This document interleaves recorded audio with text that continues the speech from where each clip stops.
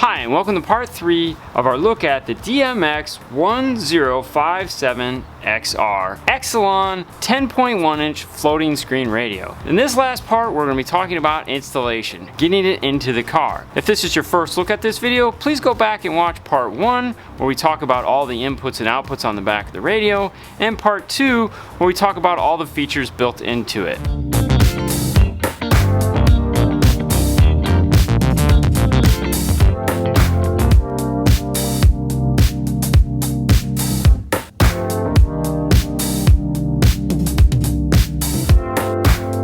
Let's jump right into it. This is a big, heavy, needs to be securely mounted screen, and they've come up with quite an elaborate system in order to do that. Looking at the front of the unit, you'll notice these two latches right here. If you put your fingers on them, they will unlock and open.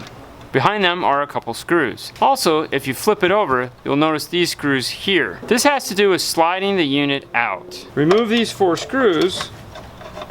Tip it up on its side. Remove these 2 screws here, and the unit will slide out. While it's out, remove these 2 screws here and one on the other side. On the bag, you'll notice 2 brackets that, well, they're these. On the brackets themselves, you'll notice there's a little tiny nipple that sticks out here. That corresponds to a nipple in the mount. Take 2 of the screws that you just removed,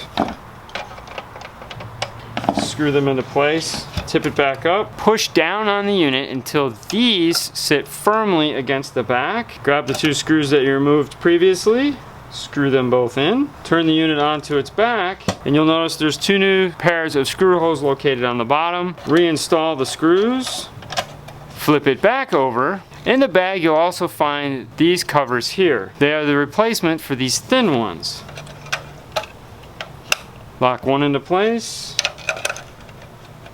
lock the other into place, and these are designed to cover those metal brackets that are there. This has allowed the unit to come out almost a whole nother inch. That will allow this to stick out further in the dash if your installation requirements need the radio to be coming out extra far. As far as for this area here, it is going to be covered by this piece, which we'll get to in a minute. For our installation purposes, we will want it in the retracted position. Looking at the side of the screen, you'll notice there's a screw hole here, and there's 2 more on this side. These are for mounting the screen up or down. They come screwed in place and will need to be removed to adjust. These are mounted on the side of the screen so that once it is installed into the car, you can do your final adjustments, but for purposes of demonstration, we are doing it here on the bench. If you press down, you'll notice that the screen can come up pretty far. If you press up, it will go up equally as far. You have a good 1.5 inches of travel from the top screw here to the bottom screw here. For connecting the 2 units together, you'll notice there's 2 stoppers here, and then the main ribbon cable feed here that has to line up. There's also these 2 screw holes here on the top, and then 2 open holes here on the bottom. On the screen side, it does have the output for the cable here, 2 stoppers to line up against here. On the bottom, you'll notice 2 threaded areas here, as well as 4 holes here and here to match up with this. Once this is firmly mounted in the dash, or the dash kit, depending on how you have to assemble it, slide the 2 together and give it a gentle push. It should snap into place. It doesn't take a lot of effort to combine these, so you don't have to push super hard. It'll literally just it's that simple. These 2 areas here are for the 2 top bolts. This area here is for 2 bottom bolts. Now I know what you're thinking. You might not be able to get to those. Well, that's why there's 4 on top. Screw in whatever you can to make sure this is mounted firmly in your dash. If you have the option to put 2 in here and 2 in the top, we'll do that. If not, put 4 in the top. It just depends on the dash kit and where this is going to sit in the car. If it's too hard to get to these, keep in mind it is a movable screen. You can tip it forward to make it easier to get into these 2 screws. These are going to be the screws that come in the bag, and they have Loctite on them. Thread in your 4 screws, The last piece of the puzzle is this guy here. This is the beauty ring to cover this up so it just isn't some big shiny thing. This has to be installed and screwed into place. If it's not, the radio will not turn on. So don't just slide this into the dash and think, hey, I want to test it before I screw it all together. You could try that, but you're going to be disappointed. And if you didn't get this far in the video, you're going to be like, why doesn't it work? What did I do wrong? It has this notched area here. This is what's going to go towards the screen itself. In order for this to sit in properly, this does have to be leaning forward. Otherwise, it is going to get caught here. Seated in place. And you'll notice in the bag that came with the other silver screws, there are 2 little black screws. They go here and here. Tilt the screen forward, and that is your final assembly for bringing these 2 pieces together. Let's get this mounted into a kit, and we'll see what it looks like once we get it in the car, lining it up and getting it all level. For this installation, we're going to put it in the Camaro using the iData Cam 1 kit. It has these nice metal brackets here that attach to the side of the radio and hold the radio in place. But the trim bezel goes on last, so this has to get mounted, and then this will go over it, and then we can attach the screen. Now, if you're wondering about the actual plug, the wiring harness, and all those things, and what they go to, make sure you check out part 1 where we go over the plug, the colors, and what each one of them needs to attach to. For this installation, we are going to be using the iData interface. In there, we talk about where it's made to plug into on the back of the radio. Let's get this into the car. With these style installations where it's going to have to be 2-piece, make sure this is mounted firmly in the dash, grab it, make sure it doesn't wobble around, because once that screen gets on here, it is going to be heavy. You may need to do some extra bracing to hold this so that your screen doesn't wobble when you drive down the road. Before we put the screen in place, I want to slide in and put this bottom center console back in, because I don't know how low the screen is going to hang. Slide the screen into place. Make sure you have a good view of it while it's going in. Remember, it should just load right in. I'm going to be using the 4 top screws for this mount. Now we need to move the screen up some because I can't get to my gear shifter.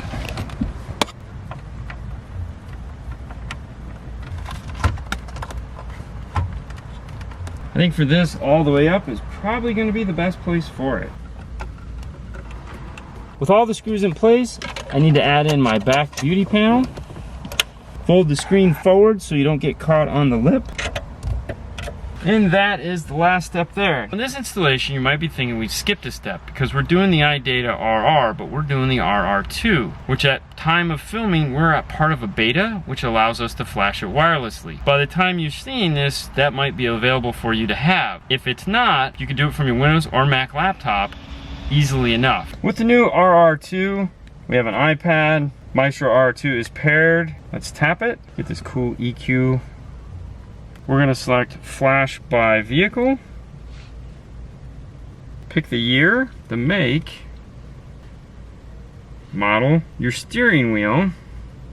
The desktop app works the exact same way. Brand of radio, type in your model number, DMX1057XR. It'll auto-populate, tap it. Next, it's gonna ask you for the serial number. It's located on the side of the box with your barcode. This is the Cam 1 dash kit.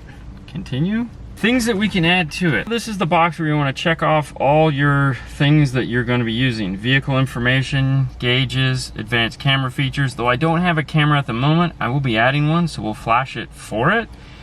I do not use OnStar. I don't have the factory amplifier anymore. Parking assist I do have, climate controls. I do not need the USB media player. Secondary vehicle screen if equipped. Steering wheel controls, of course. Continue. I can program my steering wheel controls to do what I want. I can also program some of the features on my dash kit. At the moment, I'm not gonna do that. We'll select continue. Flash the module. So it'll take a couple seconds. Make sure your car stays on throughout this, so if you have a push to start, you may want to make sure your car is running. With the update done, you could choose to look at the installation guide, print out a wallet card, and all the other features that are available to you now. However, let's take a look at the screen and what we have access to now. Tap our 4 buttons here in the corner. We have a couple more things that we have access to. We can display the tire pressure sensors, as well as our air conditioning controls right here. When we tap it, it'll automatically take us to the air conditioning controls. Here we can control the temperature, AC max. Ooh, that feels nice. Direction. Turn the air conditioner off. If we come over here and press the 9 key, go to page 2, our gauges will be available for us to use. You have 2 presets, preset 1, preset 2. We can also take a look at parking assist. This car has backup sensors, so when in reverse, these will come on.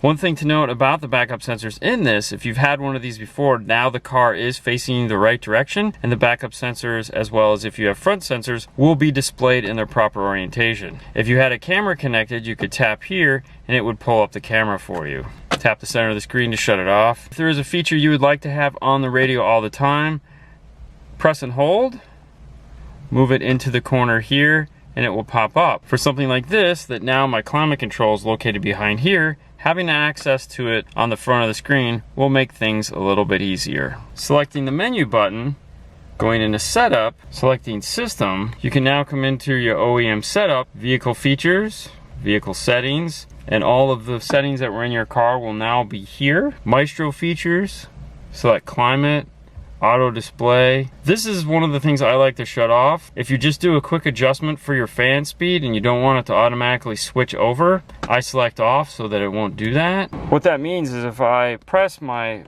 up and down arrows on my air conditioner, it doesn't automatically switch over the display screen. I can easily do that without losing the display image. If I tap the image here, that'll take me to a blown out view of it, and then you'll also notice the check engine indicator as well as the battery voltage. If a check engine light should come on, I can use this to see what it is and also reset it. And of course I can monitor my battery voltage and my tire pressures. It also tells me if I'm in park. This will automatically flash over and turn this whole display into a warning if the tire fault is detected. It'll also tell you your temperature right here in the corner. It'll also tell you that if you go to the climate control screen here in the corner as well. So now of course the next step is to drive it around for a little while and just have fun with it. And with that, I hope you guys enjoyed this tour of the new Kenwood DMX1057XR. Fernando? On to the next one, guys. You guys have a great night as always. We'll see you later next time.